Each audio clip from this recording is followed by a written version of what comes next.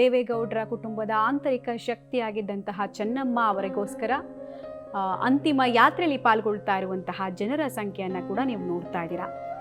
ಇವೆಲ್ಲ ಸಾಧ್ಯ ಆಗ್ತಾ ಇರೋದು ನೋಡಿ ಆ ಶ್ರದ್ಧಾಂಜಲಿ ವಾಹನದ ಒಳಗಿನಿಂದ ಕಾಣ್ತಾ ಇರುವಂತಹ ಚಿತ್ರಣ ಇದು. ಇಷ್ಟು ಜನ ಸಮಾಜ ನಿಮ್ಮೊಂದಿಗಿದೆ ಅಂತ ಹೇಳಿ ಕೈ ಮುಗಿದು ನಮಸ್ಕರಿಸ್ತಾ ಇರೋ ಸಂದರ್ಭ. ಕುಮಾರಸ್ವಾಮಿ ಅವರಿಗೆ ತಾಯಿಯನ್ನು ಕಳ್ಕೊಂಡ ನೋವು ಒಂದು ಕಡೆ, ಇನ್ನೊಂದು ಕಡೆ ಜನ ಕೊಡ್ತಾ ಇರುವ ಪ್ರೀತಿ, ನಿಮ್ಮ ನೋವಿನಲ್ಲಿ ನಾವು ಭಾಗಿದಾರರು ಅನ್ನೋದನ್ನು ಜನ ತೋರಿಸ್ಕೊಡ್ತಾ ಇದ್ದಾರೆ. ಶ್ರದ್ಧಾಂಜಲಿ ವಾಹನದ ಒಳಗಿರುವಂತಹ ನಿಖಿಲ್ ಕುಮಾರಸ್ವಾಮಿ, ಸಾರಾ ಮಹೇಶ್, ಕುಮಾರಸ್ವಾಮಿ, ಜಿಟಿ ದೇವೇಗೌಡರನ್ನು ಗಮನಿಸ್ತಾ ಇದ್ದೀರಾ. ಇಡೀ ಕುಟುಂಬಕ್ಕೆ ಅಖಂಡ ಕಾವಲುಗೋಡೆಯಂತೆ ಇದ್ದವರು ಚೆನ್ನಮ್ಮ ಅವರು. ರಾಜಕೀಯ ಏರಿಳಿತಗಳು ಏನೇ ಇರ್ಬೋದು, ಬಟ್ ಇಡೀ ಫ್ಯಾಮಿಲಿಯನ್ನ ಒನ್ ಫ್ಯಾಮಿಲಿ ಅಂತ ಹಿಡ್ಕೊಂಡಿದ್ದು ಗಟ್ಟಿಯಾಗಿ ಚೆನ್ನಮ್ಮ ಅವರ ವಾತ್ಸಲ್ಯ, ಮಮಕಾರ ಮತ್ತು ಭೇದ ಭಾವವಿಲ್ಲದೆ ನೋಡ್ತಾ ಇದ್ದ ದೃಷ್ಟಿಕೋನ. ಹೀಗಾಗಿ ಪ್ರತಿಯೊಬ್ಬರ ಕಣ್ಣಂಚು ಕೂಡ ಪದೇ ಪದೇ ತೇವವಾಗ್ತಾ ಇದೆ. ಅಳುವೇ ಮಳೆಯಂತೆ ಸುರಿತಾ ಇದೆ.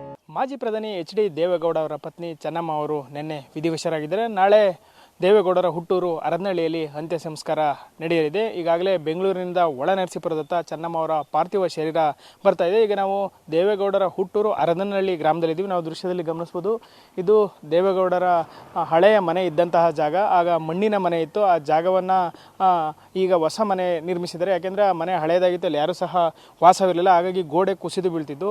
ಆದ್ದರಿಂದ ಹಳೆಯ ಮನೆಯನ್ನು ಕೆಡವಿ ಈಗ ಹೊಸ ಮನೆಯನ್ನು ನಿರ್ಮಿಸಲಾಗಿದೆ. ದೇವೇಗೌಡರು ಬಂದಂಥ ಸಂದರ್ಭದಲ್ಲಿ ಇದೇ ಮನೆಯಲ್ಲಿ ಉಳಿದುಕೊಳ್ತಿದ್ರು. ಚೆನ್ನಮ್ಮನವರು ಸಹ ದೇವಾಲಯಕ್ಕೆ ಬಂದಂಥ ಸಂದರ್ಭದಲ್ಲಿ ಇದೇ ಮನೆಯಲ್ಲಿ ಅವರು ಸಹ ತಂಗ್ತಾ ಇದ್ರು. ಹಾಗಾಗಿ ಹೊಸ ಮನೆಯನ್ನು ನಿರ್ಮಾಣ ಮಾಡಿಸಿದರೆ ಚೆನ್ನಮ್ಮವರ ನಿಧನ ನಂತರ ಈಗ ಮನೆಯಲ್ಲಿ ಯಾರೂ ಇಲ್ಲ. ಯಾಕೆಂದರೆ ಪ್ರತಿನಿತ್ಯವೂ ಸಹ ಇಲ್ಲಿಗೆ ರೇವಣ್ಣವರು ಬರ್ತಾರೆ.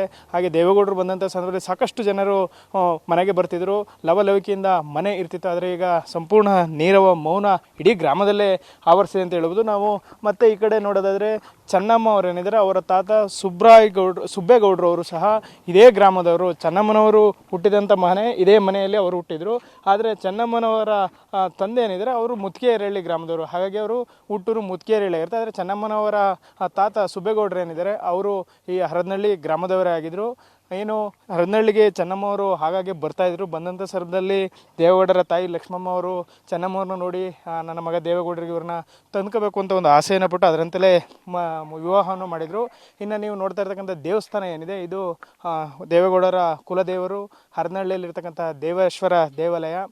ರೇವಣ್ಣ ಅವರಿಂದ ಆದಿಯಾಗಿ ಕುಮಾರಸ್ವಾಮಿ ಅವರಾಗಿ ಅವರ ಮಕ್ಕಳು, ಮೊಮ್ಮಕ್ಕಳು ಹಾಗೂ ಎಚ್ ಡಿ ದೇವೇಗೌಡರು ಇಡೀ ಕುಟುಂಬ ಈ ದೇವಾಲಯಕ್ಕೆ ಬಂದು ಪೂಜೆಯನ್ನು ಸಲ್ಲಿಸುತ್ತೆ. ಎಚ್ ಡಿ ರೇವಣ್ಣವರು ಪ್ರತಿನಿತ್ಯವೂ ಸಹ ಬಂದು ಇಲ್ಲಿಗೆ ಪೂಜೆಯನ್ನು ಸಲ್ಲಿಸಿ ನಂತರ ಬೇರೆ ಕೆಲಸಗಳಿಗೆ ತೆರಳುತ್ತಾರೆ. ಇದೇ ದೇವಾಲಯದಲ್ಲಿ ಚೆನ್ನಮ್ಮವರ ಮೇಲೆ ಆ್ಯಸಿಡ್ ದಾಳಿ ಸಹ ಆಗಿತ್ತು. ಆಗ ದೇವಾಲಯ ಚಿಕ್ಕದಾಗಿತ್ತು. ಆನಂತರ ಇದನ್ನು ಜೀರ್ಣೋದ್ಧಾರ ಮಾಡಲಾಗಿತ್ತು. ಈ ದೇವೇಶ್ವರ ದೇವಾಲಯ ಇದೆ, ಚೆನ್ನಮ್ಮವರ ಹೆಚ್ಚಿನ ಶ್ರದ್ಧೆಯಿಂದ ಬಂದು ಇಲ್ಲಿ ಪೂಜೆಯನ್ನು ಮಾಡ್ತಿದ್ರು. ಯಾಕೆಂದರೆ ಪ್ರತಿ ಶಿವರಾತ್ರಿ ದಿನದಂದು ಸೊಸೆ ಭವಾನಿ ರೇವಣ್ಣ ಇರ್ಬೋದು, ಪತಿ ಎಚ್ ಡಿ ರೇವಣ್ಣ ಅವರೊಂದಿಗೆ ಬಂದು ಪೂಜೆಯನ್ನು ಮಾಡ್ತಿದ್ರು. ಇದೀಗ ಚೆನ್ನಮ್ಮನವರ ನಿಧನದಿಂದ ಇಡೀ ಹರದನಹಳ್ಳಿ ಗ್ರಾಮ ಇದೆ ಒಂದು ರೀತಿ ಶೋಕ ಸಾಗರದಲ್ಲಿ ಮುಳುಗಿದೆ.